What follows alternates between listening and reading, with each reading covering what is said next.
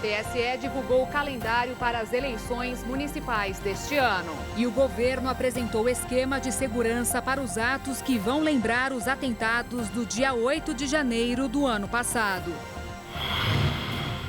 Grupo Estado Islâmico assumiu a autoria do atentado que provocou quase 90 mortes no Irã.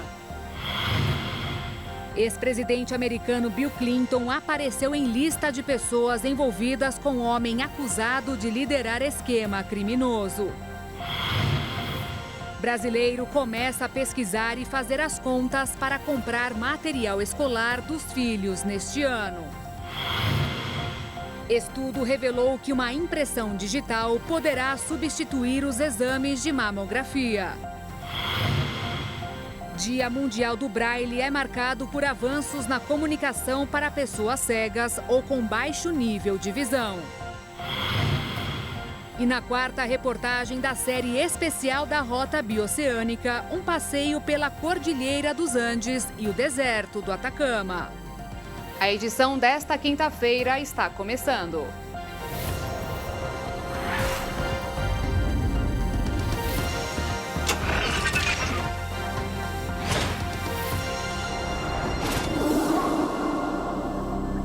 Olá, boa noite. O Tribunal Superior Eleitoral marcou hoje a data do primeiro turno das eleições municipais deste ano. Mais de 150 milhões de pessoas deverão ir às urnas.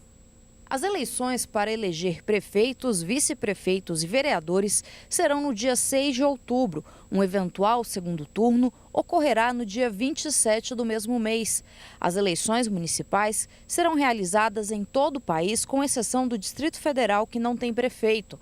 O calendário eleitoral de 2024 foi definido pelo Tribunal Superior Eleitoral nesta quarta-feira. O Tribunal Superior Eleitoral espera cerca de 152 milhões de eleitores nas urnas no dia 6 de outubro. E quem precisa emitir o título de eleitor, tirar segunda via ou solicitar qualquer tipo de alteração, como o domicílio eleitoral, precisa fazer isso até o dia 8 de maio.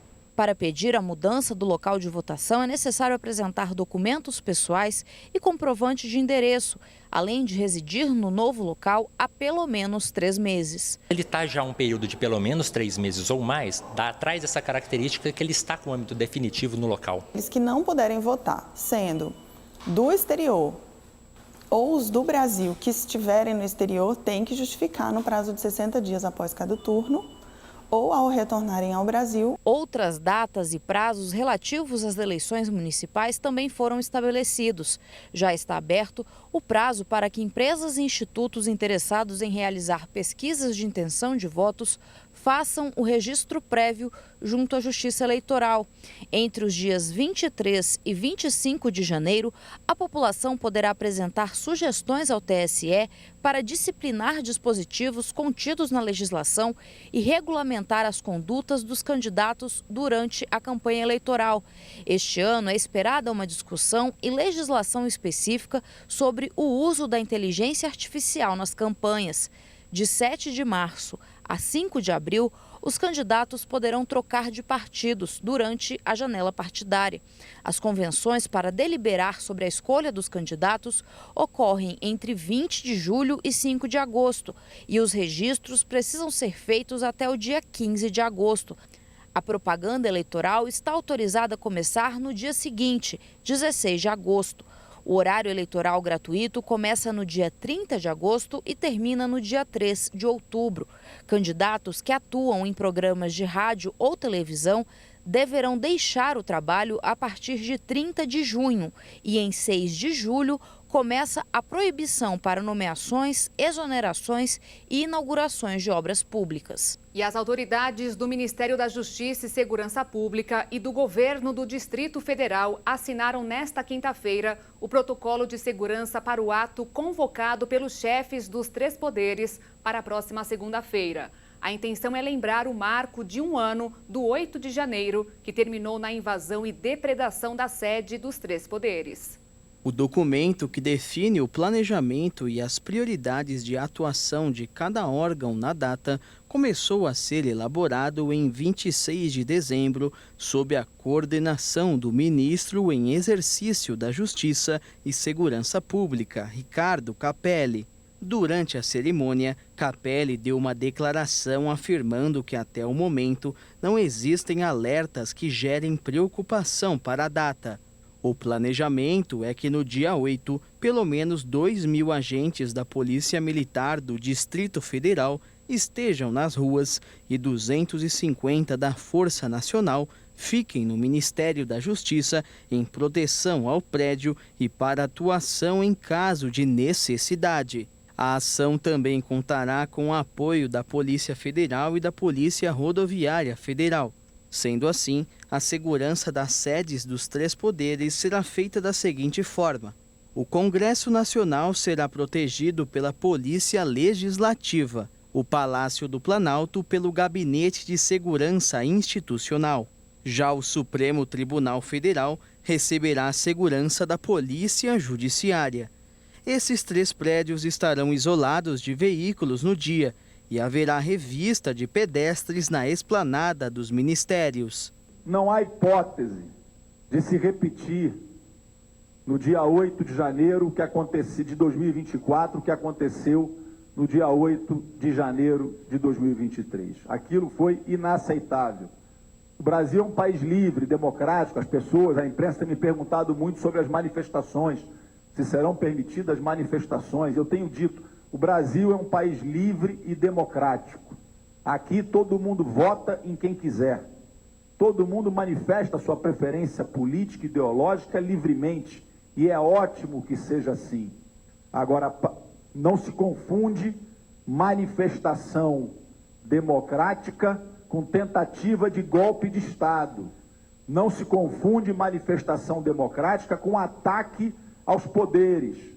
Não se confunde manifestação democrática com depredação do patrimônio público, histórico, material e imaterial do Brasil. Passadas as eleições, não interessa em quem você votou. Estamos todos unidos pela Constituição Federal, pelo resultado legítimo da maioria do povo brasileiro. Ricardo Capelli também disse que limites foram colocados desde o ano passado, como a condenação de culpados pelo STF e com a Operação Lesa Pátria da Polícia Federal, que agiu contra suspeitos de participarem dos atos. A governadora em exercício do Distrito Federal, Celina Leão, do Partido Progressistas, declarou que o protocolo de segurança também prevê ações preventivas e será cumprido integralmente. Celina ainda anunciou o investimento de R$ 3.600.000 na segurança da capital, com a entrega de 20 viaturas, armamentos, drones e cartuchos. O evento de 1 ano dos ataques será realizado às 3 horas da tarde pelo horário de Brasília, da próxima segunda-feira, no Salão Negro do Senado, e deverá reunir os chefes dos poderes, como o presidente da República, Luiz Inácio Lula da Silva, do STF, ministro Luiz Roberto Barroso, do Congresso, Rodrigo Pacheco, e da Câmara, Arthur Lira.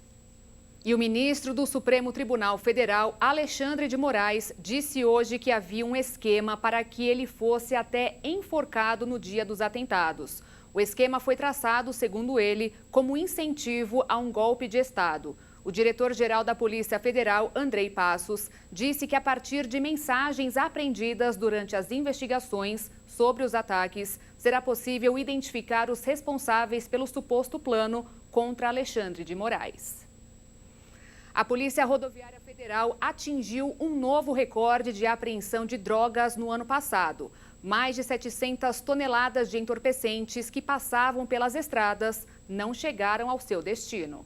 A malha rodoviária no Brasil totaliza mais de 75 mil quilômetros de extensão e são bem utilizadas para a mobilidade de alimentos, remédios e tantos outros produtos necessários. Mas, infelizmente, elas também são o caminho em que criminosos trafegam toneladas de drogas. A BR-101, que liga o Rio Grande do Norte ao Rio Grande do Sul, BR-267, que conecta Minas Gerais, São Paulo e Mato Grosso do Sul, e a BR-277, que inicia em Curitiba e vai até Foz do Iguaçu, totalizam mais de 7.300 quilômetros. Essas são as principais transversais que cortam o país da esquerda para a direita, passando por diversos estados e que chegam a fazer fronteira com Paraguai e Bolívia. As 3 rodoviárias, que juntas totalizam a maior apreensão de drogas realizada pela Polícia Rodoviária Federal. Foram mais de 700 toneladas entre maconha, cocaína e crack,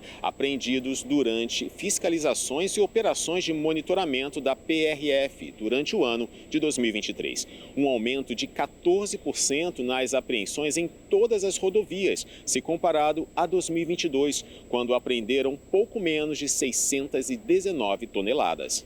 A BR-277, também chamada de Grande Estrada, é a rodovia campeã em ocorrências. Com 732 quilômetros de extensão, por lá foram mais de 81 toneladas de drogas apreendidas até o fim do ano passado. Desse total, 79 toneladas foram de maconha, 1.400 quilos de cocaína e 600 quilos de crack. Já a BR-267 é a segunda com mais apreensões. Em toda a sua extensão foram apreendidas quase 56 toneladas de entorpecentes, sendo a maioria maconha e 1 tonelada de cocaína. E por fim a BR-101, a segunda maior do Brasil em extensão. Foi a terceira no ano passado com mais droga apreendida. Ela é um dos principais eixos rodoviários do Brasil e teve um total de 45 toneladas de drogas, sendo 43.600 quilos de maconha e 1.400 quilos de cocaína. Para o diretor-geral da PRF, Antônio Fernando Oliveira, o aumento do efetivo de inteligência da corporação em rodovias gerou esses resultados. O grupo terrorista Estado Islâmico assumiu nesta quinta-feira a autoria do ataque que matou 84 pessoas no Irã. As vítimas participavam de uma homenagem pelos 4 anos da morte de Qassem Soleimani, assassinado pelos Estados Unidos em 2020. A informação da autoria do ataque foi divulgada em um canal dos terroristas no aplicativo de mensagens instantâneas Telegram. No comunicado, o Estado Islâmico não disse quais teriam sido as motivações para o ataque, nem outras provas da autoria, mas o grupo era rival de Soleimani e se opõe também ao atual regime iraniano. O Estado Islâmico é formado por radicais sunitas, opositores de muçulmanos xiitas, como os que governam o Irã. Os grupos financiados atualmente por Teherã, como o Hamas e o Hezbollah, também são xiitas. O texto divulgado se alinha à versão defendida pelos Estados Unidos, que negou participação nas explosões e disse que o atentado tinha características semelhantes às ações do Estado Islâmico.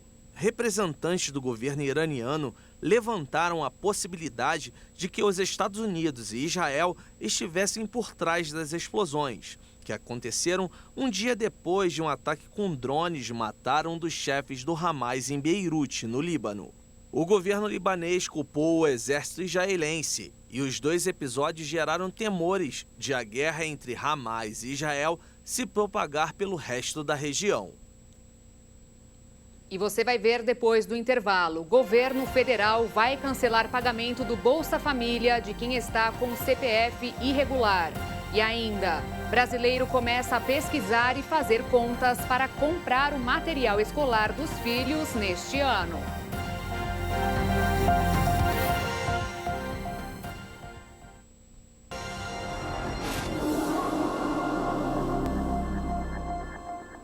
O governo federal vai cancelar o pagamento do Bolsa Família dos beneficiários que estão com irregularidades no CPF. A partir deste mês, o Ministério do Desenvolvimento Social vai suspender o pagamento do Bolsa Família às pessoas que estão com inconsistências no CPF na base da Receita Federal. Segundo o Ministério, os beneficiários que estão nessa situação foram notificados através de uma mensagem no extrato de pagamento. E se não regularizarem a situação em até 6 meses, o benefício será cancelado. O objetivo dessa medida é evitar pagamentos indevidos e manter o benefício apenas a quem realmente precisa. Em 2023, mais de 21 milhões de pessoas foram atendidas pelo programa, Mas, segundo o Tribunal de Contas da União, cerca de 19 bilhões de reais foram gastos com famílias inelegíveis ao Bolsa Família. A primeira parcela do Bolsa Família de 2024 começará a ser paga no dia 18 deste mês. Para regularizar a situação do CPF, é necessário entrar em contato com a Receita Federal. Mais de 3 mil trabalhadores em condições análogas à escravidão no Brasil foram resgatados no ano passado. O número divulgado pelo Ministério do Trabalho e Emprego é o maior dos últimos 14 anos. Goiás foi o estado que registrou a maior quantidade de resgates, seguido de Minas Gerais e São Paulo. Agora, desde a criação do grupo de fiscalização, em 95, o número total de pessoas flagradas em situação análoga à escravidão chegou a 63 mil. Janeiro é o mês de gastar com material escolar. Por isso, o consumidor deve ficar atento para não deixar as compras para a última hora e, assim, garantir preços mais em conta. As livrarias, papelarias e outros comércios ainda não estão movimentados. Mas para quem tem filhos, sabe que o início do ano é um período de gastos com a volta às aulas. Muitas vezes a lista de materiais escolares parece não ter fim, o que pesa bastante no orçamento familiar e faz com que muitos já comecem o ano com uma certa preocupação, ao pensar em todas as despesas que terão durante esse período. Ao contrário do que muita gente pensa, fazer as compras do material escolar no início de janeiro é uma boa pedida, porque de acordo com que as aulas vão se aproximando, a procura por itens escolares aumenta e aí não é um bom negócio para o bolso do consumidor. Janeiro, os preços já estão estabelecidos, né? E a gente sempre recomenda que as pessoas até se antecipem o máximo possível por conta do grande fluxo que acontece aí da segunda quinzena de janeiro em diante. O que ocorre é que alguns produtos, porventura, que vão acabando, nas reposições nem sempre se consegue com a mesma marca, o mesmo modelo. Então, às vezes, tem uma designação de produto que você precisa repor e você só encontra de outra marca. E aí, nesse caso, não tem muita opção de valor na hora de compra, então você tem que repassar. Então, às vezes, a mudança de preço ocorre em função disso. Segundo Otávio, os preços não devem sofrer muitas alterações em relação ao ano passado. A expectativa de preço não muda muito, o que varia um pouco o percentual é a questão dos produtos licenciados, as marcas famosas, né? Os produtos básicos, as marcas tradicionais, né? Houve uma variação de preço próxima aí da inflação mesmo, então assim é bem tranquilo com relação aos valores. Não houve muita variação com relação ao ano passado. Na hora de comprar, preste atenção aos seus direitos. A escola não pode pedir produtos de uso coletivo, como os de higiene e limpeza, copos e talheres descartáveis. Liste todos os itens antes da compra. Fica mais fácil organizar e comprar apenas o necessário, evitando assim gastos excessivos que estejam fora do orçamento. Veja os materiais que já tem em casa. Esse é o momento de conferir o que o estudante já possui de material escolar em casa e pode ser reaproveitado. Compre em grupo. Muitas lojas oferecem descontos para compras em grandes quantidades. Se possível, reúna-se com outros responsáveis para comprarem o material escolar. Pesquise. Como existem muitas lojas de material escolar e os preços aplicados podem variar bastante, é importante pesquisar e comparar os valores antes de concluir a compra. Não compre tudo de uma vez. A dica é colocar no topo da lista do material escolar os itens essenciais e deixar mais para o final esses que podem ser adquiridos depois. E não esqueça de ficar atento ao selo do Inmetro. Essa certificação indica que os produtos atendem a requisitos mínimos de segurança a fim de evitar acidentes e riscos às crianças. No mercado financeiro, os investidores têm sido cautelosos nesta primeira semana de 2024, preocupados com a expectativa de que o Banco Central dos Estados Unidos passe a realizar cortes da taxa básica de juros este ano e o quão rápido poderão ser implementados. Com isso, o dólar fechou em queda de 0,15%, cotado em R$ 4,90 na venda. A Bolsa de Valores também fechou em queda de 1,21% aos 131.226 pontos. O número de vendas de carros elétricos no Brasil cresceu mais de 90% no ano passado, quando comparado a 2022. Os dados divulgados pela Associação Brasileira do Veículo Elétrico mostraram que os emplacamentos somaram mais de 93 mil, praticamente o dobro do registrado no ano anterior. Os especialistas afirmam que as vendas foram impulsionadas por um movimento de antecipação dos brasileiros. Isso porque no primeiro dia deste ano já começou a valer o imposto de importação sobre veículos elétricos. E mesmo com esse novo tributo, a estimativa é de que o produto continue crescendo no país. O Inmetro aprovou um projeto para o desenvolvimento de um sistema de conectividade veicular com foco na redução das emissões de carbono para o transporte rodoviário. A iniciativa visa auxiliar o desenvolvimento de tecnologias de descarbonização para o setor. O programa chamado Descarbonize Aí, Sistema Integrado para Análise, Monetização e Descarbonização do Tráfego Veicular, vai aplicar nessa etapa 18 milhões de reais em projetos colaborativos entre instituições de ciência e tecnologia, com empresas da cadeia automotiva e de tecnologia, a fim de gerar soluções de impacto e abrangência. A iniciativa é desenvolvida em parceria com as universidades federais do Rio Grande do Norte e de Pernambuco e com as empresas Embedo Computação Aplicada, Volkswagen Caminhões e Ônibus, Peugeot Citroën do Brasil e Fiat Chrysler. A solução abrange a utilização de tecnologias disruptivas como internet das coisas, inteligência artificial e blockchain, para viabilizar a geração de ambiente sustentável que promova a transição para uma frota veicular com maior eficiência energética e menor emissão de gases. Nesse contexto, motoristas, gestores de frota, montadoras e corporações em geral são incentivadas a adotar iniciativas ecologicamente responsáveis, informou o Inmetro. Os recursos para o projeto são do programa Rota 2030, iniciativa do governo federal lançada em 2018, que defende normas para a fabricação e a comercialização de veículos nacionais para os próximos 15 anos.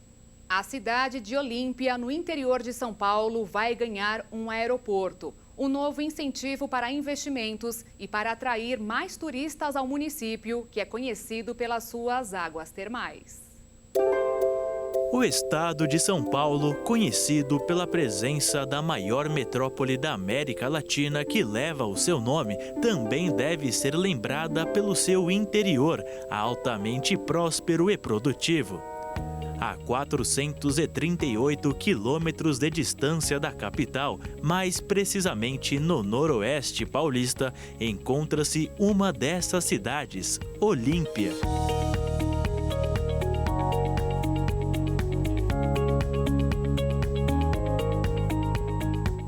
Região que há alguns anos foi considerada a segunda melhor cidade para se viver em termos de qualidade de vida no Brasil. E hoje conta com investimentos ainda maiores para se melhorar o conforto e a comodidade de seus mais de 55 mil habitantes. Um dos principais motivos de ter sido colocada nesse posto é a segurança. De acordo com dados de 2019 do Índice de Exposição a Crimes Violentos, Olímpia é a quinta cidade mais segura do estado de São Paulo e tem tranquilidade para seus moradores e bastante segurança para os turistas em suas estadias. E a qualidade de vida local é explicável, já que Olímpia fica localizada sobre o aquífero Guarani, em uma região privilegiada. Essa condição, somada ao clima quente na maior parte do ano, inclusive em dias de inverno, favorecem a construção dos 2 parques aquáticos da cidade.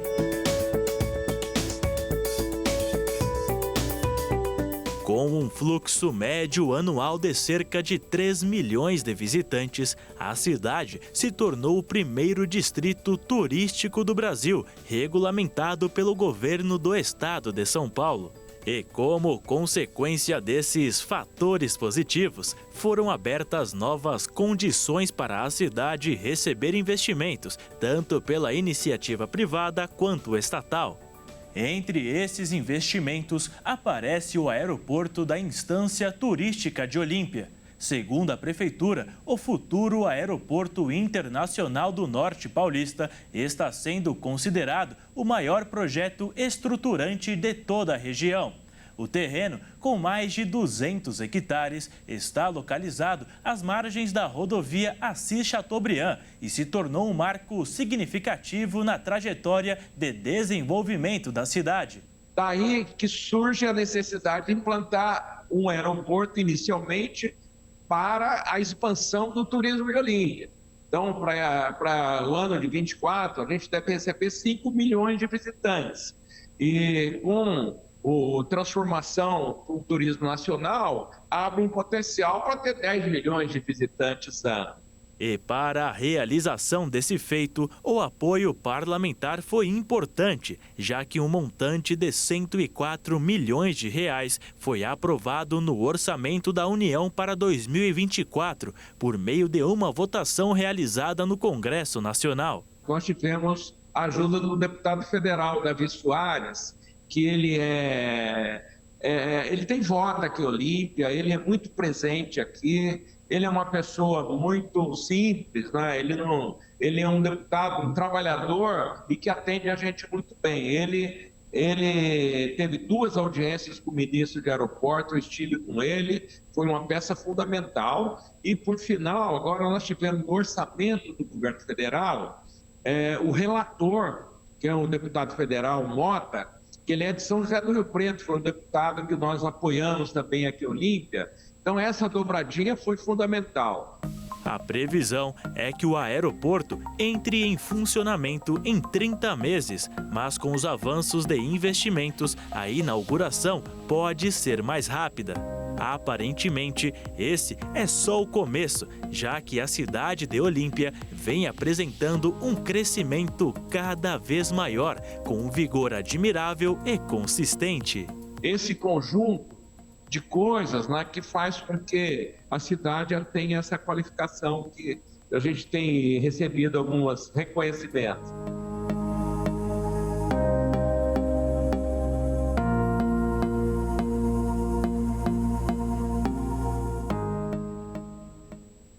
E veja em instantes, ex-presidente americano Bill Clinton aparece em lista de pessoas envolvidas com um homem acusado de liderar esquema criminoso de sexo. E ainda, o Dia Mundial do Braille é marcado por avanços da comunicação para pessoas cegas ou com baixo nível de visão.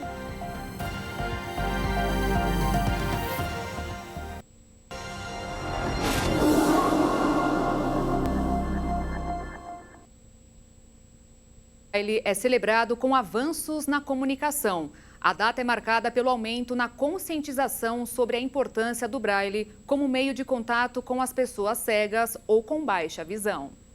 No Brasil, cerca de 1.500.000 pessoas sofrem com a deficiência visual e a melhor forma de comunicação usada por eles é o Braille, que quase 200 anos depois de sua criação ainda continua atual.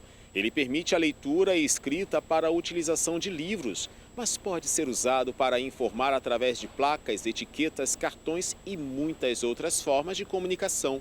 Para profissionais da educação, antes do Braille, o deficiente visual não tinha leitura nem escrita, mas o Braille o tirou da escuridão e o trouxe para a luz. O sistema Braille surgiu na França em 1825 e o Dia Mundial do Braille foi criado em 2018 pela Organização das Nações Unidas com o objetivo de conscientizar as pessoas sobre a importância da linguagem como meio de comunicação de pessoas cegas ou com baixa visão em todo o mundo. Para homenagear também o aniversário do francês Louis Braille, quem criou a linguagem. O Braille é uma representação tátil de números, símbolos e letras do alfabeto escrito em papel alto relevo, permitindo a leitura sem o uso da visão. A Força Aérea Brasileira e a Polícia Militar de São Paulo fizeram novas buscas pelo 4º dia por um helicóptero que saiu de São Paulo em direção à Ilhabela e está desaparecido desde a noite do dia 31, véspera do Réveillon. O Esquadrão Pelicano, responsável pela ação de busca e salvamento, conta com 15 tripulantes a bordo de uma aeronave SC-105 Amazonas. O helicóptero decolou do aeroporto de Campo de Marte, na capital paulista, às 13 horas e 15 minutos do dia 31 de dezembro. Ele está desaparecido desde então.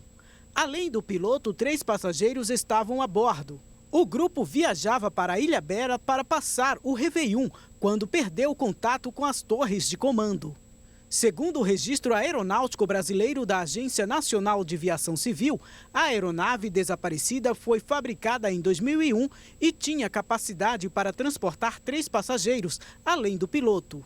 Consta no Registro Aeronáutico Brasileiro que o helicóptero se encontra em situação normal de aeronavegabilidade, sem permissão para a realização de serviço de táxi aéreo. O piloto relatou ao dono e coordenador do heliponto em Ilhabela dificuldades durante o voo, devidas às condições climáticas do local. De acordo com o relato, o piloto explicou que não tinha visibilidade adequada durante o voo. Em nota, a ANAC disse que Cassiano Teodoro não dispõe de confirmação de sua presença como piloto em comando do voo. Além disso, ele teve sua licença e todas as habilitações sumariamente cassadas pela agência em 15 de setembro de 2021, por condutas infracionais graves à segurança da aviação civil. O corpo de um homem que foi localizado em uma represa em Natividade da Serra, no Vale do Paraíba, segundo a Polícia Civil, não tem relação com o caso do helicóptero. Bill Clinton e Donald Trump, ex-presidentes dos Estados Unidos, tiveram os nomes citados na lista de nomes de pessoas ligadas ao bilionário Jeffrey Epstein, acusado de liderar um esquema de tráfico sexual. O príncipe Andrew, do Reino Unido, também apareceu na relação. Um juiz de Nova York tornou público um conjunto inicial que inclui 40 documentos, contendo quase 1000 páginas de depoimentos e declarações.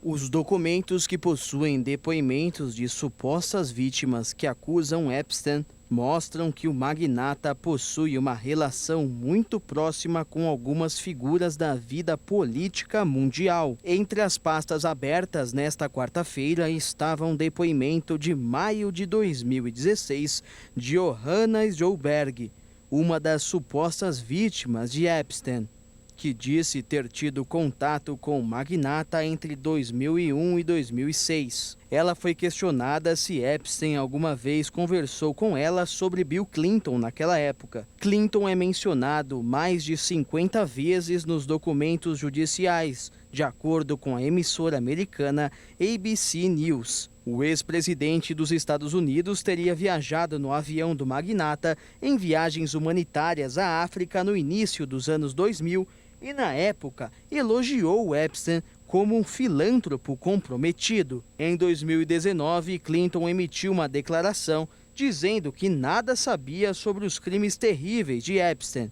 Nesta quarta-feira, um porta-voz do ex-presidente fez uma declaração afirmando que Clinton nunca foi acusado de qualquer delito relacionado a Epstein e não se opôs a divulgar documentos que o mencionam. Já o príncipe Andrew é acusado de ter apalpado o seio de uma mulher no apartamento de Epstein, em Manhattan, no ano de 2001. O Palácio de Buckingham disse que as alegações são falsas. Em 2022, Guilfrey, autora do processo, e o príncipe Andrew chegaram a um acordo em um processo separado, no qual ela alegou que ele tinha abusado sexualmente dela quando tinha apenas 17 anos. Sjoberg também fez referência a uma suposta relação de Epstein com o ex-presidente Donald Trump. Ela afirmou à justiça que, enquanto voava com o magnata em um dos seus aviões, eles fizeram uma parada não planejada em Nova Jersey. Na ocasião, Jeffrey teria dito: "Ótimo, vamos ligar para Trump", e sugeriu que eles visitassem o cassino de Trump.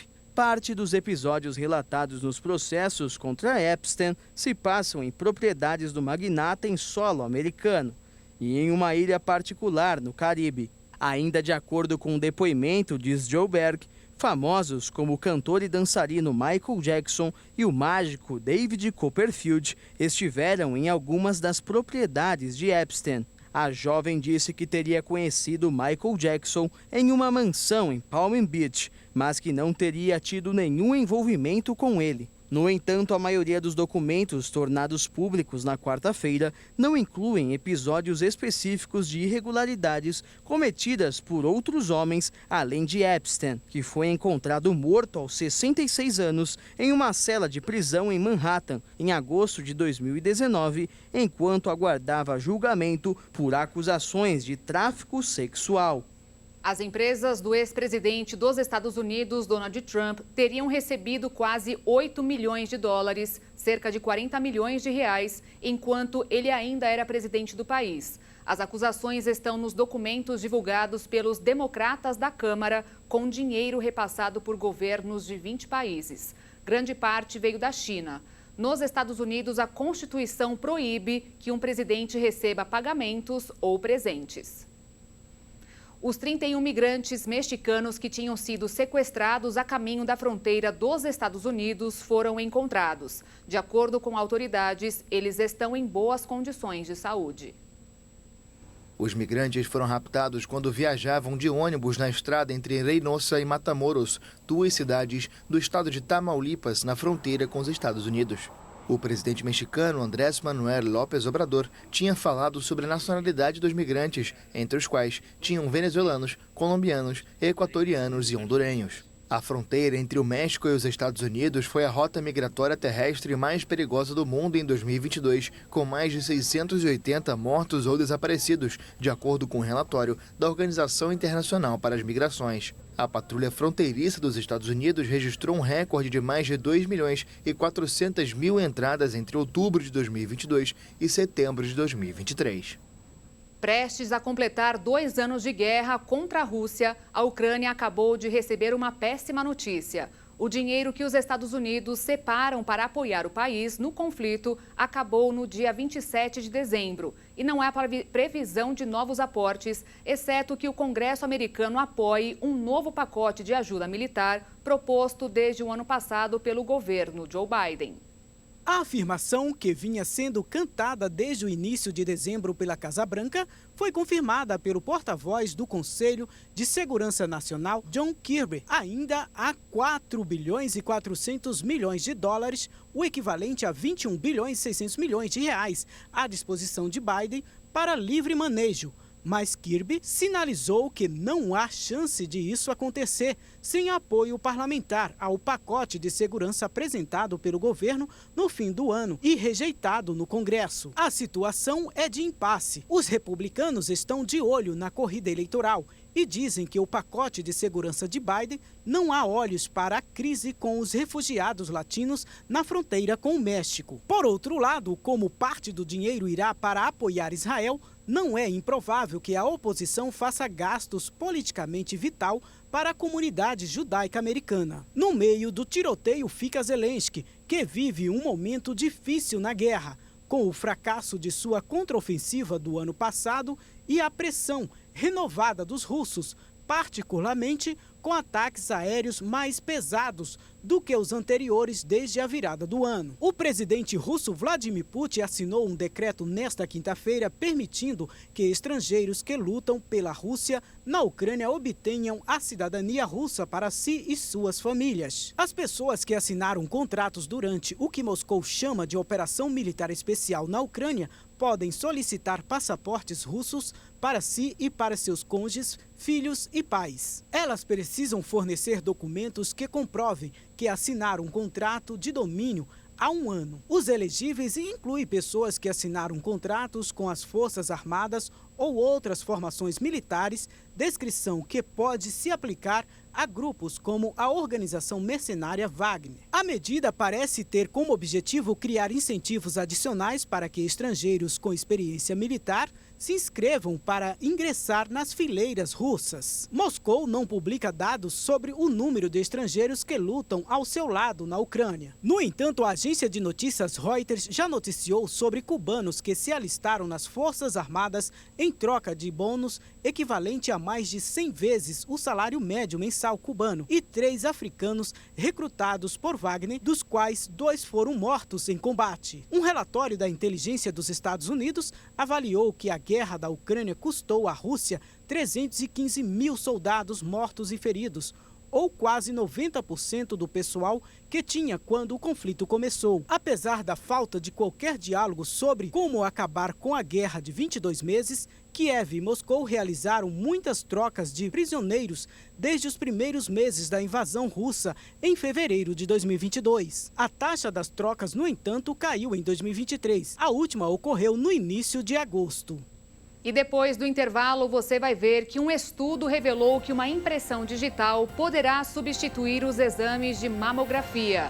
E também, na quarta reportagem da série especial da Rota Bioceânica, um passeio pela Cordilheira dos Andes e o deserto do Atacama.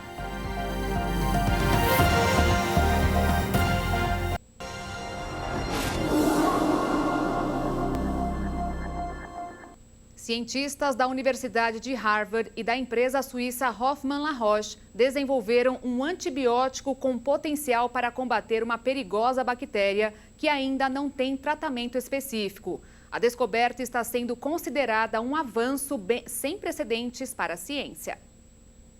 A Cinetobacter baumannii também é conhecida pela sigla CRAB.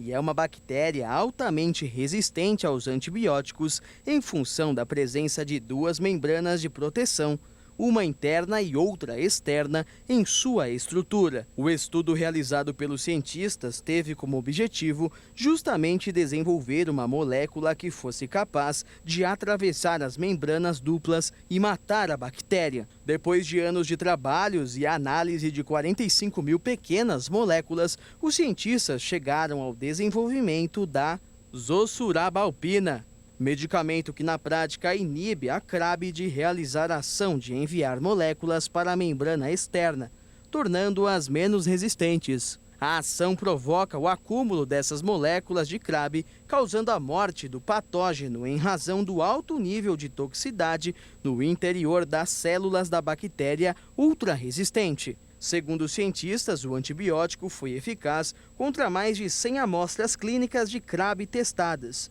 Nos testes, ele foi capaz de reduzir os níveis de bactérias em ratos com pneumonia induzida pela CRAB e também evitou a morte de ratos com sepse causada pelo patógeno. A bactéria resistente também é conhecida por atingir muitos pacientes hospitalizados e internados em casas de repouso e por causar infecções graves nos pulmões, no trato urinário e no sangue, com a possibilidade de levar ao óbito quem estiver contaminado.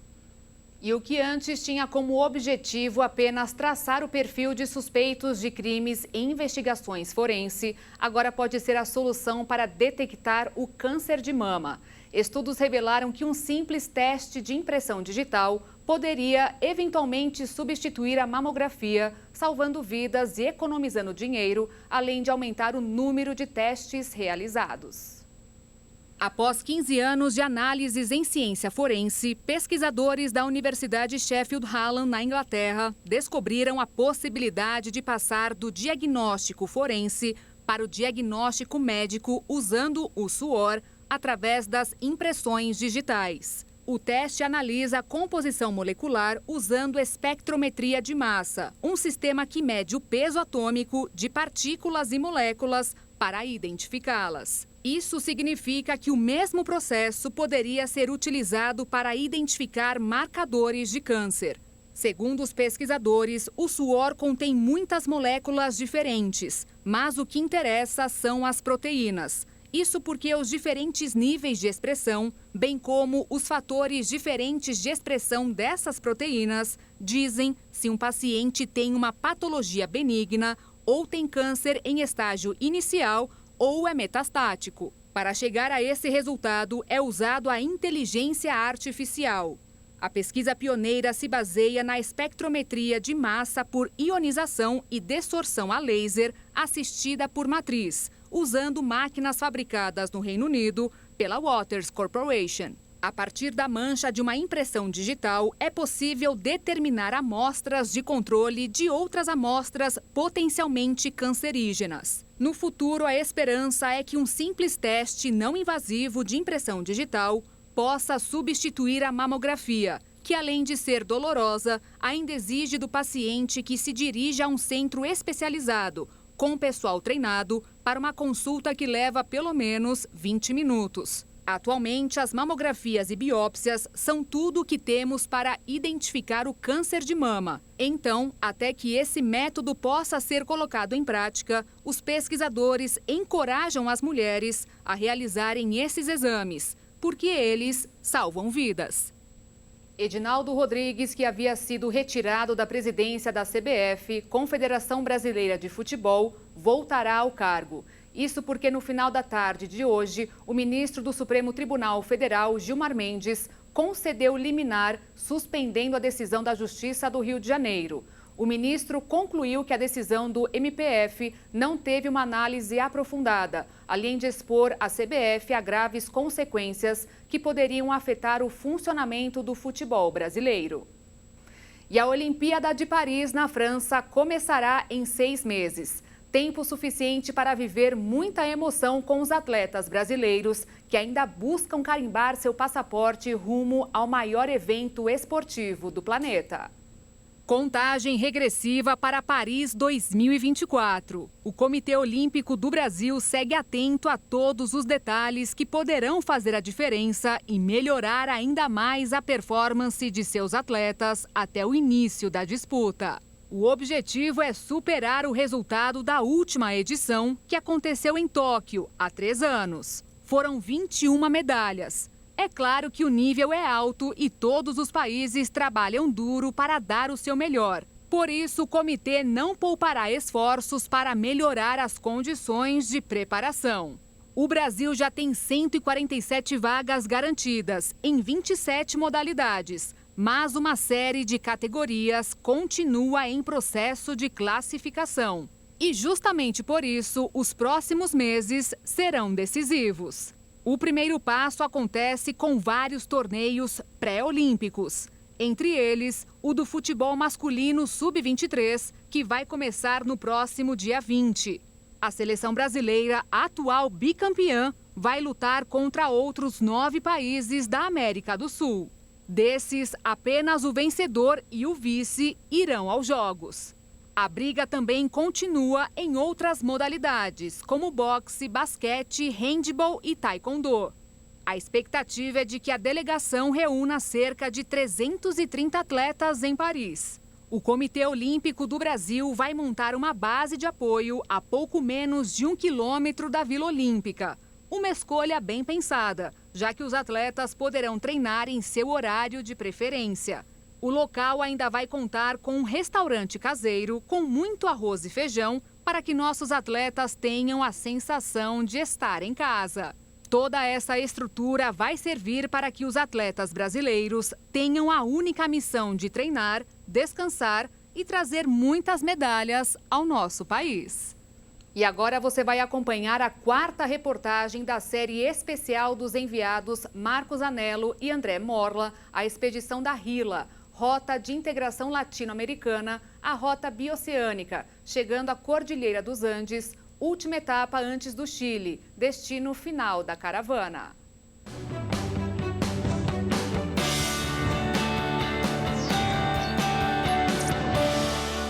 No 4º dia de viagem, partimos aqui de São Sebastião de Jujuy, na Argentina, cidade com 200 mil habitantes. É nossa última etapa em direção ao porto de Iquique, no Chile. A concentração dos integrantes da expedição é na frente de um hotel.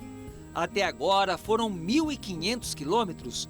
O pior trecho foram 110 quilômetros de estrada de terra com buracos e lama. O problema não, a estrada de chão é normal, chuva, né? A estrada muito barro, teve vários atolamentos e tiramos os caras, mas foi tudo rápido. A equipe, toda a turma já ajudou rapidinho e foi tudo bem. Alguns trechos aí que tivemos alguma dificuldade, mas eu vejo que isso faz parte de um processo que estão asfaltando.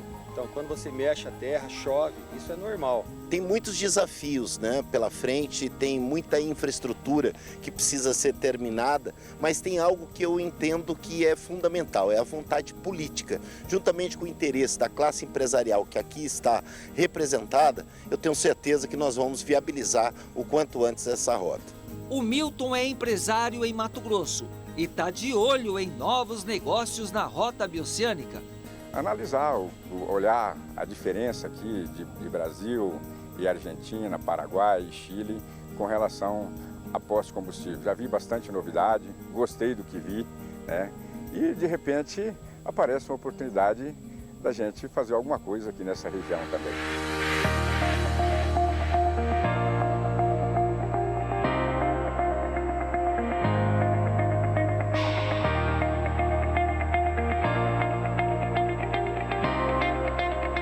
Cerca de 50 quilômetros depois, começa um desafio.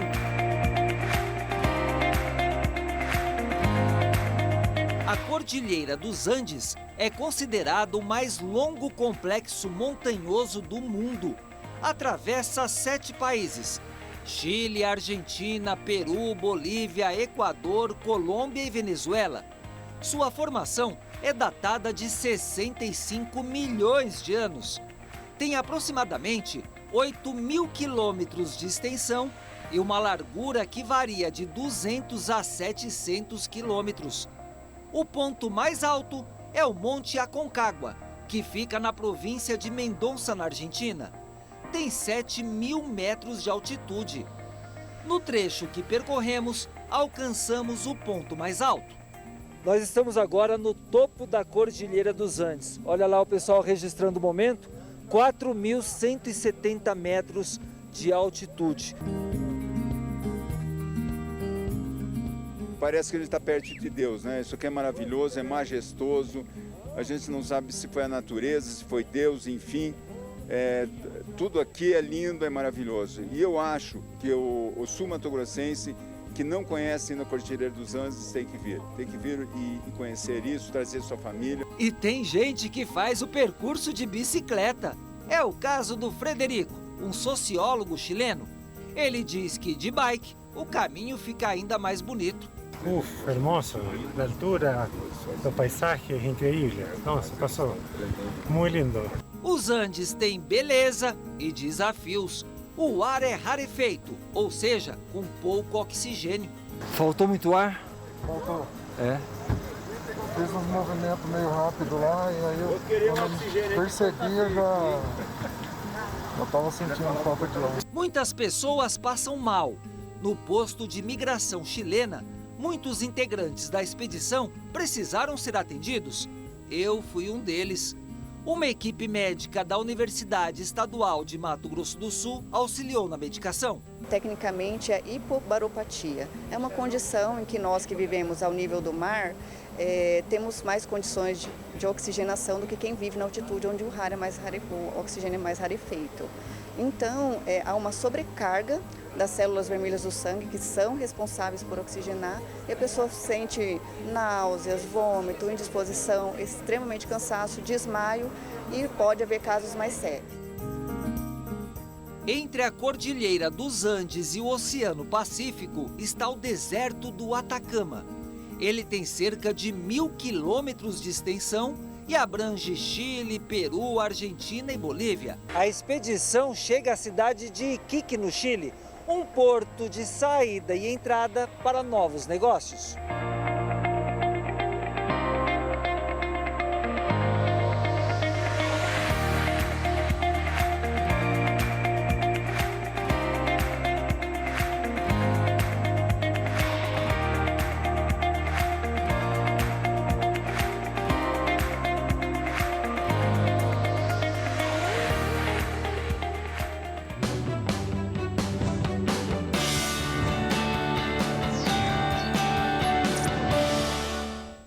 E amanhã, na última reportagem sobre a rota bioceânica, nossa equipe vai para a Argentina, outro país importante na rota do desenvolvimento latino-americano. E o Jornal das 22 termina aqui. Obrigada pela sua companhia, um ótimo fim de noite para você e até amanhã. Tchau!